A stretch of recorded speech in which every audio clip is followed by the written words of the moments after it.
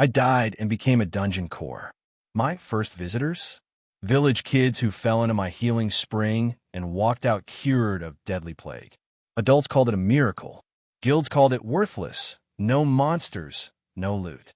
But every person I heal gives me points, and I'm building something they'll never see coming. I just need enough power to buy myself a body again, and then I'll show this world what control really means. The awakening hit like drowning in reverse. White light flooding through me, stone pressing against awareness I shouldn't have. I couldn't see, not exactly. I sensed. Walls carved from living rocks surrounded me. A chamber deep beneath soil that had split open 3 days ago when the dimensional rift tore through the forest near Millbrook. I remember dying. A carriage accident, rain-slicked roads, the snap of my neck.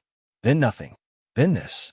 My consciousness spread through the stone like roots seeking water. I found the first floor taking shape around me.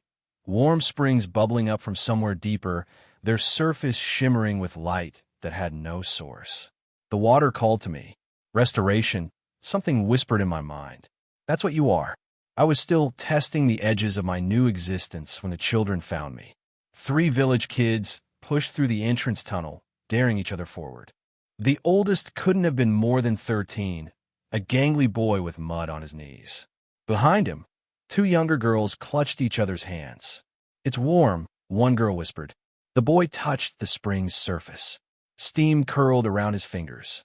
He'd been coughing since he entered, a wet, rattling sound I recognized from Millbrook's plague season. He waded into his waist. I felt it.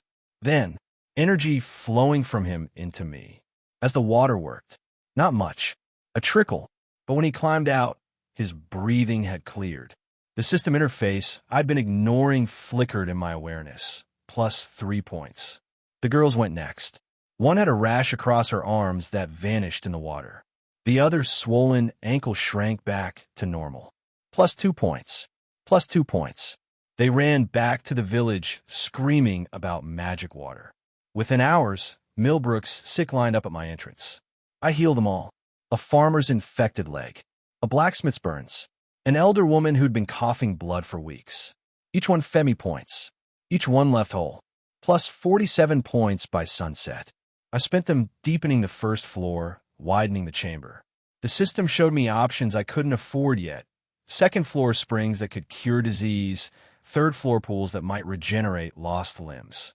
And at the bottom of the list, grayed out, a price that made my consciousness recoil. Physical incarnation. 1 million points. 1 million. I'd earned 47. But I had time. I had purpose. And apparently, I had company. Commander Varash Dren arrived 6 days later with a guild assessment team. 5 people in matching gray coats, carrying measurement tools and ledgers.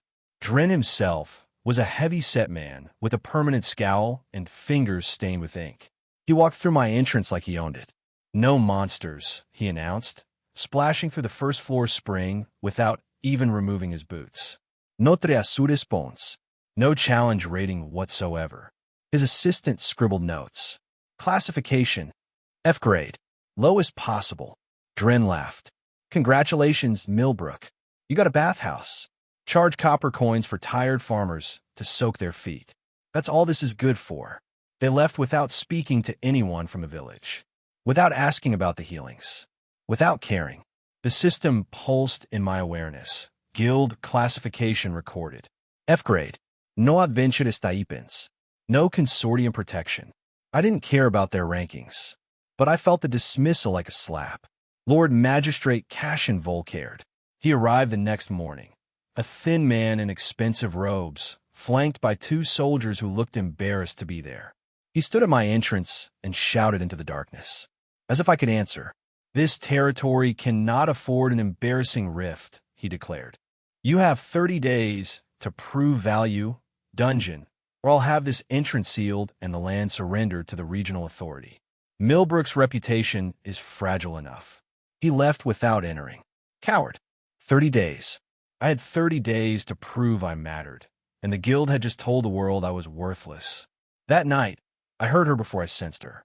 Footsteps dragging, labored breathing. Someone stumbling through the forest tore my entrance when everyone else had gone home. The woman collapsed at the threshold. Young, maybe 20, dark hair matted with sweat and dirt.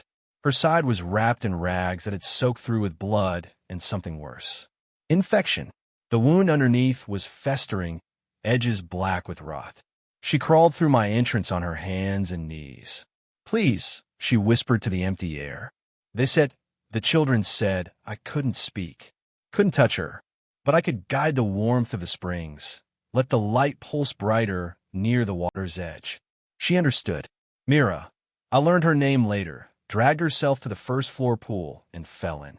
The water closed over her wound. I felt the restoration affinity surge through me, stronger than it had for anyone else. Her infection was deep, dangerous. The village healers had given up because they had nothing that could fight rot this advanced. But I wasn't a village healer. The wound sealed. New flesh grew over the gap. The fever broke. I watched it happen like watching a flower bloom in seconds instead of days. Plus 12 points. More than any single healing before. Mira opened her eyes and wept with relief, her fingers tracing the smooth skin where the wound had been. She looked up at my ceiling like she could see me watching. "Thank you," she breathed. "Thank you." I wanted to answer. Couldn't. Then the scream started. Distant at first from the road leading to Millbrook. Then closer. Louder. I sensed the vibrations through the earth. Heavy footsteps, wheels crashing, bodies hitting ground. Mira sat up in the spring, water dripping from her hair. "What is that?" I felt them coming. Dozens of wounded, being dragged toward the village by survivors of something terrible. The word reached my entrance before the first injured did. A merchant caravan attacked by creatures from the demon waste, torn apart on the road, and the survivors had heard about a dungeon that heals. They were bringing me an army of the dying. The first survivor they dragged through my entrance was missing half his face. Demon venom had eaten through skin and muscle, exposing bone that pulsed with black corruption. I felt them enter my space like a spark touching kindling. Immediate electric mine. 14 of them. Merchants, guards, 2 children clutched by a woman who'd stopped speaking 3 miles back. The curse burns on their bodies glowed faintly in my dim corridors, spreading even. As they stumbled toward my spring. "Get them in the water," someone shouted. Mira. When had she become the one giving orders? The first man collapsed into my spring. I felt the venom immediately, a foreign wrongness trying to resist my waters. I pushed harder. The corruption writhed, then dissolved into black threads that my spring absorbed and neutralized. His face knit together in minutes, new flesh spreading over exposed bone like clay being shaped by invisible hands. Visitor healed. Plus 47 points. 47. More than Mira had given me. The severity of the wound, I realized. The greater the healing, the greater the return. They kept coming. I processed them like a machine, each body another transaction, each miraculous recovery another deposit in my growing account. By the time the last child emerged from my waters, curse burns faded to pink scars. I'd accumulated over 400 points. My core pulsed. I felt myself expanding, my awareness sharpening. The first floor wasn't enough anymore. I pushed downward. The second floor manifested over 3 days. I shaped it instinctively. A larger chamber, a deeper pool, waters that glowed faintly blue. When the first refugee from Thornwick arrived with lung rot that my first floor spring couldn't touch, I guided her deeper.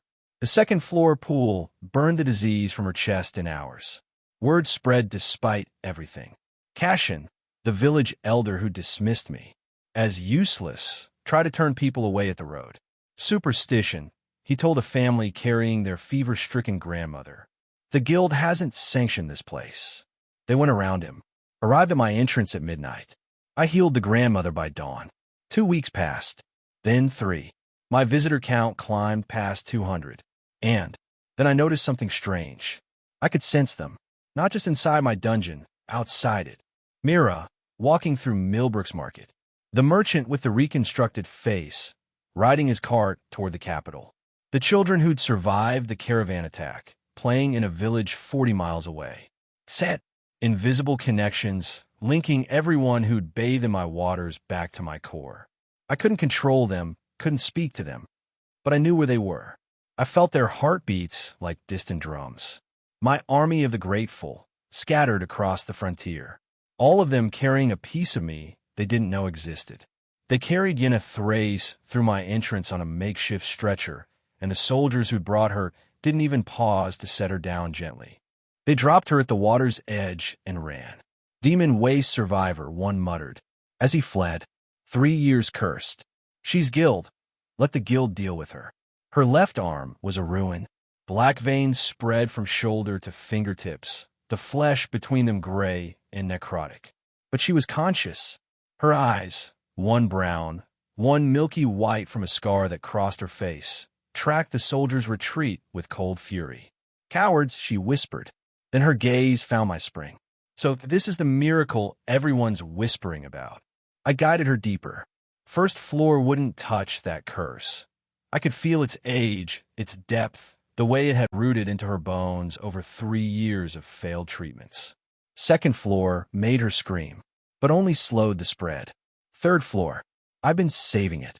Hoarding points, uncertain what I was building toward. But when Yenna Thrace sank into the golden waters of my deepest chamber, I felt the curse finally meet something stronger than itself. The healing took 11 hours. She screamed for the first 3, then went silent, then screamed again, as new muscle wove itself around regenerating bone. Her arm rebuilt itself from the inside out, tendons snapping into place, skin spreading over raw flesh like water covering stone. When she emerged, she flexed fingers that hadn't moved in 3 years. Her curse scarred, I was still white. Some things even I couldn't fix. But she looked at my ceiling the same way Mira had, like she could see me watching. I'm going to find out what you are, she said quietly. And then I'm going to make sure no one ever takes you from the people who need you. Visitor healed, plus 312 points. Commander Varash returned on the 23rd day. He rode at the head of a guild column, 12 soldiers in official colors, plus a clerk carrying enough paperwork to bury a village. The refugee camp outside my entrance had grown to over 200 tents, and Varash's expression, as he surveyed it, told me everything I needed to know. By order of the guild consortium, he announced, loud enough for the crowd to hear, this unlicensed healing operation is hereby ordered to cease. The dungeon known as, he checked his papers, Restoration Spring, F rank, is required to register. As a medical facility, submit to guild taxation, and surrender all land rights within a quarter-mile radius. Silence from the crowd. Then Mira pushed forward, her thin frame rigid with outrage. You can't, I can. Vorash smiled without warmth. Guild law supersedes village claims. This dungeon is now property of the consortium. I couldn't speak, couldn't defend myself, couldn't do anything except watch. Then Yenna Thrace stepped out of the crowd. Her restored arm hung at her side, fingers flexing slowly. The refugees parted around her like water around stone. Vorash's smile faltered. Commander, her voice carried across the camp. I spent 3 years in guild hospitals. 3 years of your healers failing to fix what this dungeon cured in 11 hours. So I'm going to stand right here, and you're going to explain to these 200 people why the guild should own the only thing that's ever helped them. Vorash looked at the crowd, at the faces of people who'd been healed, been saved, been given back their lives, at the silent threat in their eyes. He left, took his soldiers, took his paperwork, rode back toward the city without another word. But I knew he'd return, with more soldiers, more authority, more power than 200 grateful refugees could stop. I needed to be ready. That night, I descended alone, not as a visitor, as myself, pushing my awareness deeper than I'd ever gone. Past the first floor, past the second, past the third where Yenna had been remade. Below them all, a chamber I hadn't created. The spring here glowed with golden light, so bright it should have blinded me, if I'd had eyes to blind. The water was perfectly still, perfectly clear, and something lay beneath its surface. Massive, feminine, a shape like a woman carved from living light, curled in sleep at the bottom of the pool. Her hair spread around her like a halo of sun-touched silk. Her face was serene, ancient, beautiful in a way that made my formless consciousness ache with something I couldn't name. She was waiting, and somehow, impossibly, I knew she'd been waiting for me. The golden figure still burned behind my awareness when I surfaced. Her voice echoed, soon, soon, but I had work to do. Kale stood at the settlement's edge, addressing 43 new arrivals. Refugees from villages I'd never heard of. Word was spreading faster than feet could carry it. Those healed may leave freely, he announced, his voice carrying across the crowd.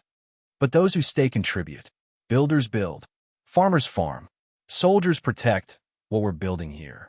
A scarred woman stepped forward. Former mercenary, by the way she moved. And who decides what we build? The dungeon provides. I organize. Kale's hand rested on his sword hilt. Not threatening, just present. Yenna commands the militia. You follow her orders or you leave healed and grateful. The mercenary looked at Yenna, who stood with 7 armed men and women behind her. All former sick, all carrying weapons salvaged or forged in the past 3 days. Fair enough, the mercenary said. She knelt. Others followed. 43 new visitors. 43 more points flooding into my core. I felt the energy building, pressing against boundaries I hadn't known existed. The system interface flickered with new options. 4th floor unlocked. 5th floor available. Special abilities expanding. I chose the 4th floor first. The spring that manifested there glowed with deeper gold than any before it. I knew instinctively what it could do. Regenerate lost limbs. Cure permanent blindness. Restore what was thought irreversibly broken. The presence in the depths stirred with approval. Her warmth spread through my entire dimension like sunlight through water. Cassian Thorvald arrived 3 days later with 12 soldiers and a legal document. By authority of Millbrook's territorial charter, his herald read aloud, "This settlement falls within Lord Cassian's administrative jurisdiction. All structures, resources, and inhabitants are hereby subject to no," Kale said simply. Cassian's face reddened. "You don't have the authority to refuse." Kale held up a scroll. The seal on it was old, very old, and Cassian's expression shifted from anger to confusion. "Independent Sanctuary Zone," Kale said, "registered under the Refugee Compact of the Third Demon War. Any site providing humanitarian aid during times of crisis operates outside local jurisdiction." He smiled without warmth. "The consortium verified it this morning. Your authority ends at our boundary stones." I hadn't known about the law. Kale had. He'd spent 3 days researching, while organizing construction, while healing continued, while I expanded floors beneath everyone's feet. The man thought 10 moves ahead. Cassian's hand trembled on his reins. "This isn't over." "No," Kale agreed. "It's just beginning." Petrick Vol arrived the following week, his arm in a sling and his face twisted with pain. "Tournament injury," he announced, shoving past the line of waiting refugees. "I require immediate attention." Kale didn't move from his position at the entrance. "There's a line. Do you know who I am?" Petrick's hand dropped to his sword. "Lord Cassian is my uncle. I'll have this place burned too. There's a pregnant woman ahead of you," Kale interrupted. "She's been waiting since dawn. Her village was raided by bandits. She walked 40 miles with a fever. I don't care about some peasant broodmare." Kale's expression didn't change. "Then wait your turn." Petrick drew his sword. Yenna moved faster than thought. Her blade caught his mid-swing, redirected it, and then she was inside his guard. I heard bone crack. Petrick screamed, his sword clattering to the ground, his arm bent at an impossible angle. "That arm was already injured," Yenna said calmly. "Now it's broken in 2 places instead of strained. The springs will heal it either way." She stepped back. After the pregnant woman, Petrick crawled away, sobbing, while his guards watched in stunned silence. None of them moved to help him. None of them challenged Yenna.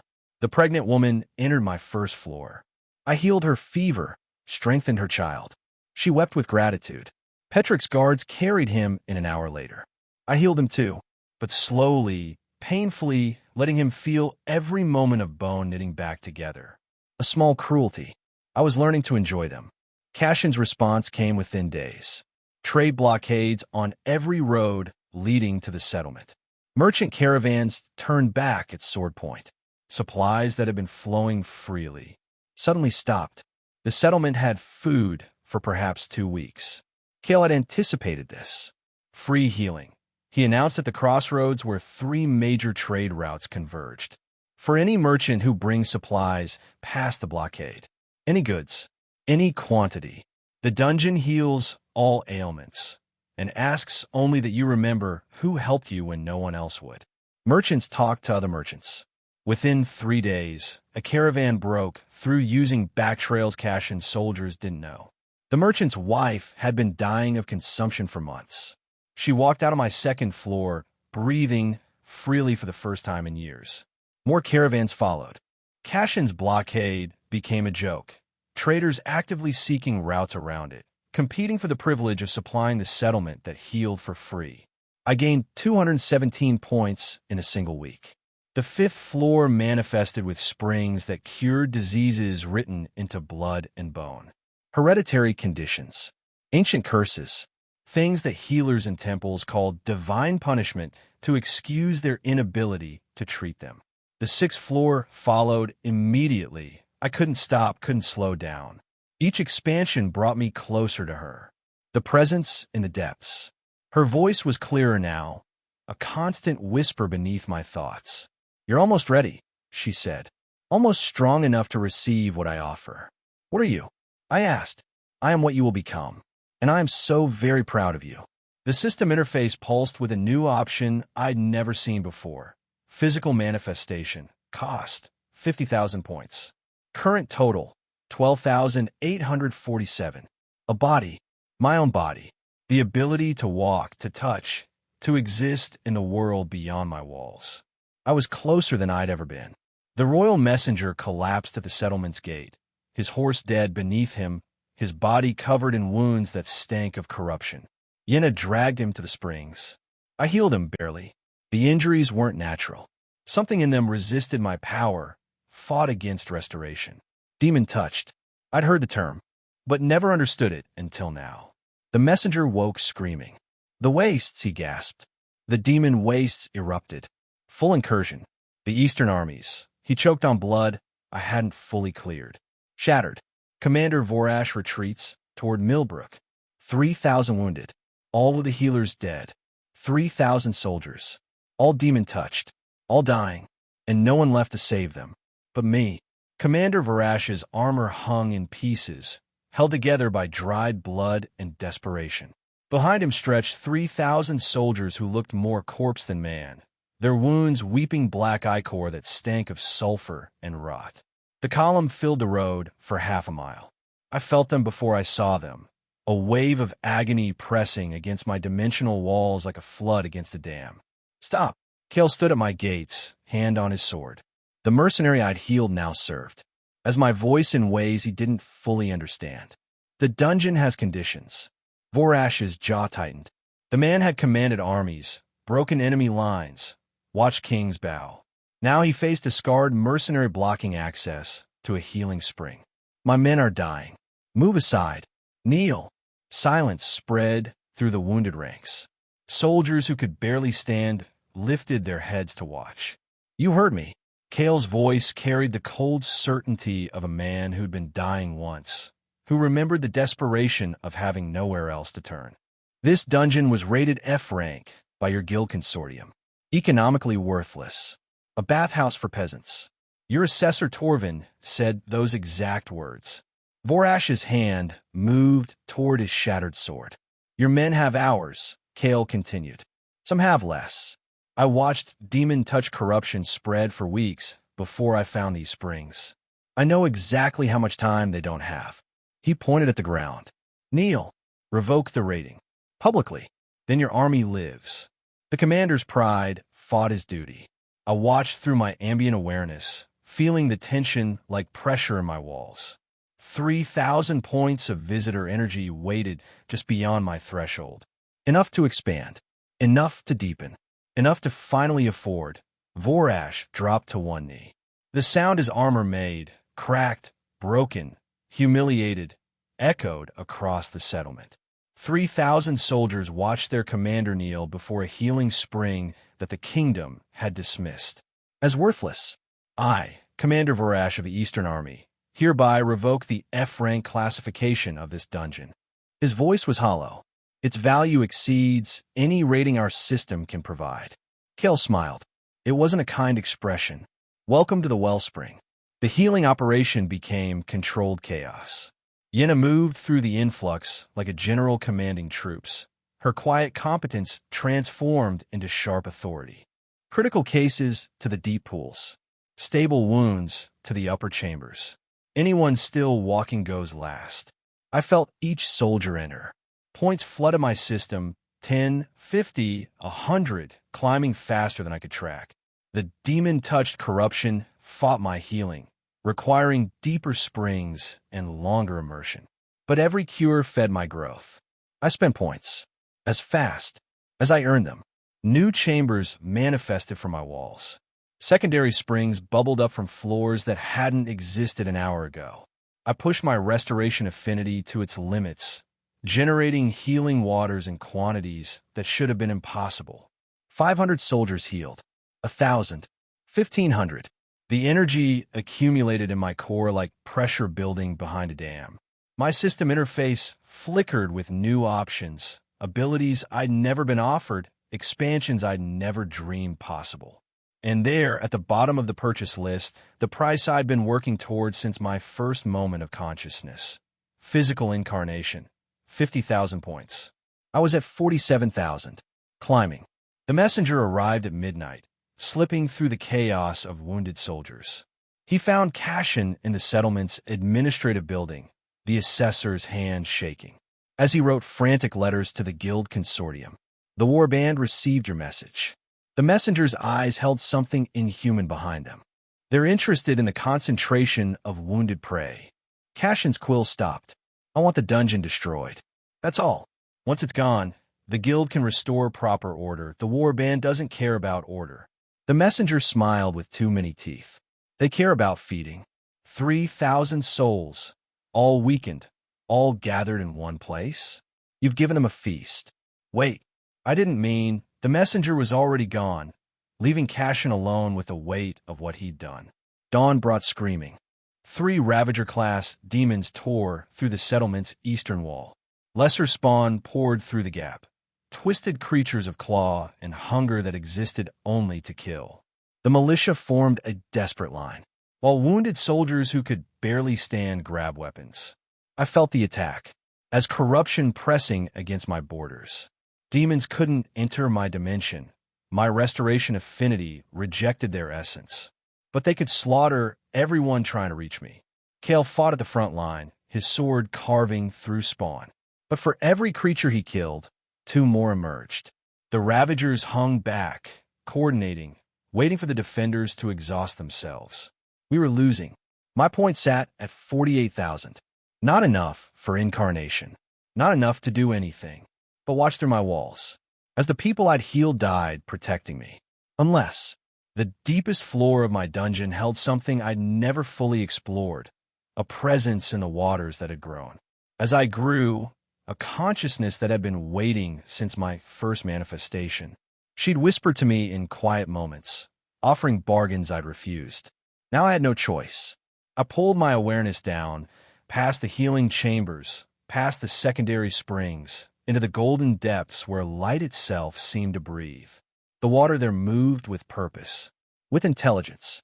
Kale, somehow sensing what I needed, broke from the front line and ran. He sprinted through my corridors, past wounded soldiers, past Yenna's triage stations, descending floors faster than any human should. He plunged into the golden waters of my deepest floor. And she opened her eyes. Nerea rose from the depths like dawn breaking over mountains. Her form was liquid and light, ancient and eternal, a spring empress who had waited centuries for a vessel worthy of her domain. Her voice echoed across every floor of my dungeon simultaneously, reaching even the battle raging above. The wellspring dominion awaits its heir. Her smile held secrets older than kingdoms. And I offer you the body you have desired since your first consciousness. Naria rose through my floors like sunlight piercing deep water. I rose with her, not watching, not observing, but moving. My consciousness poured into the physical form Kale had carried into those golden depths, and for the first time since my existence began, I felt Seikin muscle, the weight of a body pressing against stone. I gasped, actually gasped, with lungs that expanded and contracted. Naria's hand steadied me. As we ascended, her touch warm and impossibly ancient. Breathe slowly, young one. Your form is new, but your will is old. We passed the third floor, where Yena's triage stations overflowed with wounded. The moment Naria's presence washed over them, soldiers who'd been screaming fell silent. Gaping wounds sealed, shattered bones knit together with sounds like cracking ice. A man missing half his face sat up, whole weeping. What? Yena stumbled backward. What are you? I didn't answer. I couldn't. I was too busy feeling my own legs carry me forward, feeling air move past my skin, feeling the dungeon still pulse at the edge of my awareness like a second heartbeat. We reached the entrance. The Ravager demons had breached the outer perimeter. 3 of them, twisted masses of corrupted flesh and screaming mouths, tore through the defensive line. Soldiers fell back in waves. The largest demon, a creature that had once been something else entirely, raised a limb covered in crystallized hatred. Naria stepped forward. She touched it. The demon reversed. Corruption peeled away like dead skin. Twisted limbs straightened. The screaming mouths sealed shut one by one. Where the Ravager had stood, a confused forest bear now swayed, blinking at the soldiers surrounding it. Restoration, Naria said, is not the absence of destruction. It is dominion over the state of existence itself. I understood. This wasn't healing. This was control over what things were. The second demon lunged. Naria gestured, almost lazily, and the creature began reversing further, past its corrupted state, past its original form, past the moment of its birth. It simply ceased, not destroyed, unmade. The third demon tried to flee. I caught it. The power moved through my new body like lightning through water. I didn't know what I was doing. I simply wanted it gone, and my want became reality. The demon's existence unwound in my grip. Silence fell over the battlefield. 200 soldiers stared at where 3 Ravagers had stood moments ago. At the confused bear, now wandering toward the tree line. At me, standing in a body that shouldn't exist, beside a being that defied explanation. The healer, someone whispered. The healer did that. Commander Vorash pushed through the crowd. His sword was bloody, his armor dented, but his eyes were sharp as he assessed the situation. Then he turned toward the back ranks. Cashin, the scout, tried to run. He made it 3 steps before Vorash's soldiers seized him. We found the beacon, Vorash said flatly. Hidden in his pack. Guild issued. The Ravagers followed it here. Cashin thrashed in their grip.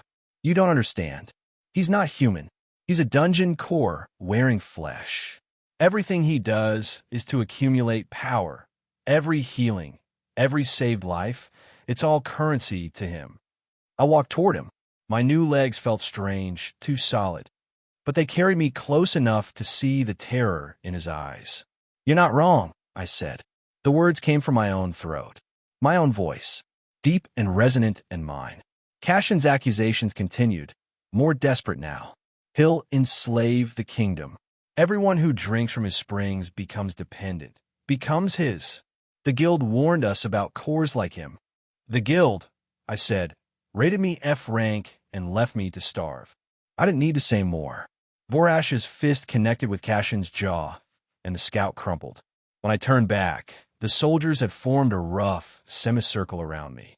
200 men and women who'd watched me unmake demons with a touch, who'd felt my waters heal wounds that should have killed them. Vorash dropped to one knee. One by one, like dominoes falling, the others followed. Even the bear, somehow, bowed its massive head before lumbering into the forest. We owe you our lives, Vorash said. The Shattered Reach owes you its survival.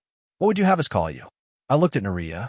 She smiled with secrets older than the kingdom itself. They will call you what you are, she said. What you have always been becoming. Within the month, everything changed. Word spread faster than wildfire.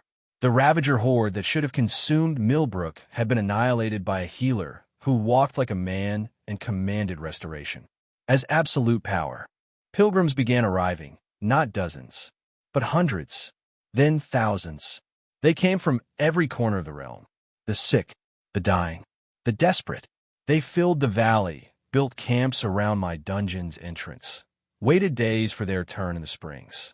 I healed them all. Each healing fed me. Each grateful soul strengthened my dominion. The dungeon expanded beneath the earth, 10 floors now. Then 15, each deeper level offering more potent restoration. My influence spread through the healed like roots through soil. Nerea walked beside me through the crowds one evening, her form flickering between liquid light and something almost human. She stopped at the edge of a cliff overlooking the pilgrim camps below. You asked for a body, she said. I gave you one. But the Wellspring Dominion offers more than flesh. A map materialized in the air between us, the entire realm laid bare. Dungeons marked as points of light, cities pulsing with populations, trade routes threading between them like veins. Every dungeon, Nerea continued, is a rift in reality, and every rift can connect to another. My breath caught. You can expand beyond this single door, she said. Your springs can flow into villages, towns, kingdoms that have never heard your name.